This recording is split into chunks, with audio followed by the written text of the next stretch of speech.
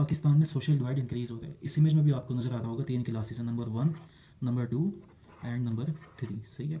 Gallup सर्वे के मुताबिक currently Pakistan की 4% पॉपुलेशन जो है वो अपर क्लास कंसीडर होती है। सही है। 49% पॉपुलेशन मिडिल क्लास होती है और वर्किंग क्लास जिसे हम लेबर क्लास कहते हैं दैट इज़ अराउंड 47%। अगर हम वेल्थ की डिस्ट्रीब्यूशन देखते हैं अमंग देम, तो पाकिस्तान में जो अपर क्लास है, एलिट क्लास जो है, that hold 60% of the wealth. Working class जो लोअर लेबर क्लास है उसके पास ओनली 3% ऑफ द वेल्थ है। अगर हम तकरीबन 1.5-2 दहाइयाँ पहले देखें, 2 डेकेड्स बिफोर, तो जो टॉप 10% थे उनके पास 40% वेल्थ थी और जो लोअर 50% थे उनके पास 13% ऑफ द वेल्थ थी। इसके हम कुछ कॉजेज़ देख लेते हैं कि वाई पाकिस्तान में सोशल डिवाइड इतना क्यों इंक्रीज़ हो रहा है। सही है। तो सबसे पहली रीज़न हमें नज़र आती है feudalism and tribalism. Feudalism and tribalism से क्या होता है, ये फ्यूडल लॉर्ड्स जो होते हैं ये फोर्सेस ऑफ मॉडर्नाइजेशन को अपने एरियाज़ में नहीं आने देते। अब अगर फोर्सेस ऑफ मॉडर्नाइजेशन आ जाती हैं तो उससे क्या होगा, इन एरियाज़ में डेवलपमेंट होगी। अब डेवलपमेंट होगी तो यहाँ पे पब्लिक का जो इकोनॉमिक स्टेटस है वो इंप्रूव होगा। जब इकोनॉमिक स्टेटस इंप्रूव होगा तो उनमें ऑटोमेटिकली एक अवेयरनेस आना शुरू हो जाएगी। इस अवेयरनेस का इम्पैक्ट क्या होता है कि जो फ्यूडल लॉर्ड्स जो होते हैं उनका पॉलिटिकल क्लाउड जो होता है वो कम हो जाता है। तो इसी वजह से इस पॉलिटिकल क्लाउड को मेंटेन रखने के लिए फ्यूडल लॉर्ड्स और ट्राइबल चीफ्स जो हैं ये फोर्सेस ऑफ मॉडर्नाइजेशन को अपने एरियाज़ में नहीं आने देते। फिर आता है एजुकेशनल इनइक्वालिटी।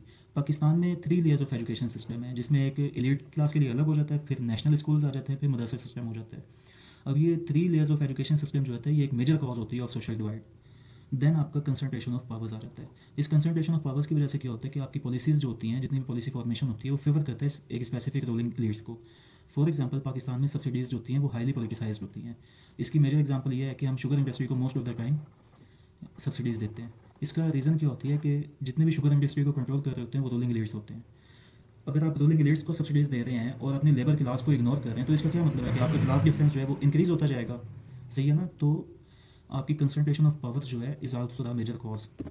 फिर हम इसके कुछ सजेशंस देख लेते हैं कि आपने इसे कैसे ओवरकम करना है क्लास डिवाइड को। सबसे पहले आप फ्यूडलिज्म और ट्राइबलिज्म जो है इसे ख़त्म करते हैं। सही है।